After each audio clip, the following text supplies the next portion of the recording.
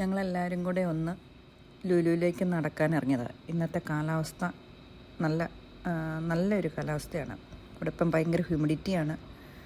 പക്ഷേ ഇന്നത്തെ കാലാവസ്ഥ നല്ല സുന്ദരമായൊരു കാലാവസ്ഥയാണ്.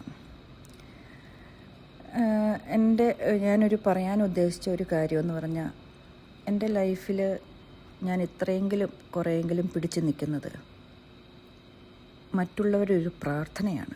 എന്നെ സ്നേഹിക്കുന്ന, എന്നെ അറിയുന്ന ഒരു കൂട്ടം ആൾക്കാരുണ്ട്.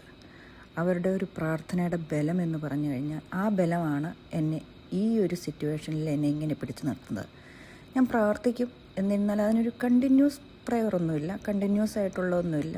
എനിക്ക് സമയം കിട്ടുന്ന പോലെ ഒക്കെ ഞാൻ പ്രാർത്ഥിക്കും, പള്ളിയിൽ പോകും, അങ്ങനെയൊക്കെ. അവർ തരുന്ന ഒരു സ്നേഹം, അവർ തരുന്ന ഒരു സപ്പോർട്ട്. 2-3 മാസം മുമ്പ് എൻ്റെ കാല് ഒന്ന് മുറിഞ്ഞു. ഞാൻ കാസ്റ്റൊക്കെ ഇട്ട് ഒരു 3 ആഴ്ചയോളം ഞാനൊരു രാജ്ഞിയെ പോലെയായിരുന്നു. ഞാനും ഏകദേശം വീൽ ചെയറിൽ തന്നെയായിരുന്നു. അന്ന് എൻ്റെ ഹസ്ബൻഡും ഇവിടെ ഒരു മെയ്ഡുണ്ടായിരുന്നു. മെയ്ഡും കൂടിയാണ് മക്കളെ നല്ല ഭംഗിയായിട്ട് നോക്കിയത്. അന്ന് എന്നെ എല്ലാവരും തന്നെ അവർ ഫുഡ് ഉണ്ടാക്കി കൊണ്ടുവരികയും, ഇവിടെ GCUത്തിൻ്റെ ഒരു ഹൗസ് ഹോൾഡ് ഉണ്ടായിരുന്നു. അവിടെയുള്ള എല്ലാവരും തന്നെ എനിക്ക് ഫുഡൊക്കെ ഉണ്ടാക്കി കൊണ്ടുവന്ന്, അവർ വരുമ്പം ഓൾറെഡി തന്നെ വിളിച്ചു പറയുമ്പോൾ ഞാൻ പറയും, എനിക്ക് ഫ്രൂട്ട്സ് ഒന്നും വേണ്ട, എനിക്ക് ഇച്ചിരി കടിച്ച് പറിക്കാനുള്ള ചിക്കനോ ബീഫോ അങ്ങനെ എന്തെങ്കിലും, കാരണം പ്രോട്ടീൻ വേണ്ട, പ്രോട്ടീൻ. അപ്പം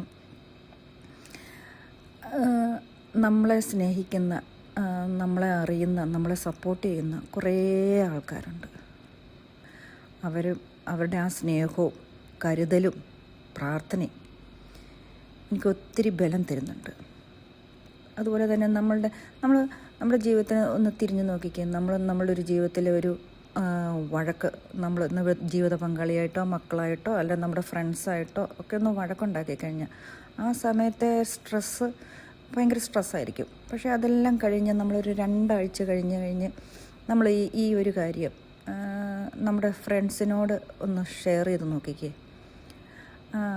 അവരും നമ്മളും കൂടെ തമ്മിൽ എനിക്കൊരു നല്ലൊരു ഫ്രണ്ടുണ്ട്. അവളിങ്ങനെ ഒരു തമാശ രൂപത്തിൽ അതിനെ അവതരിപ്പിക്കും. അപ്പം നമുക്ക് ആ കിട്ടുന്ന ഒരു റിലീഫുണ്ടല്ലോ, ഈ പ്രശ്നം ഇങ്ങനെ ഉണ്ടാക്കേണ്ട ഒരു കാര്യവും ഉണ്ടായിരുന്നില്ല, സിമ്പിളാക്കി വിടാമായിരുന്നു. ഇതൊക്കെ നമുക്കിതിനൊക്കെ ഓരോ കാര്യങ്ങളെ നമുക്ക് പോസിറ്റീവാക്കി എടുത്തുകൊണ്ട് വരാൻ പറ്റും.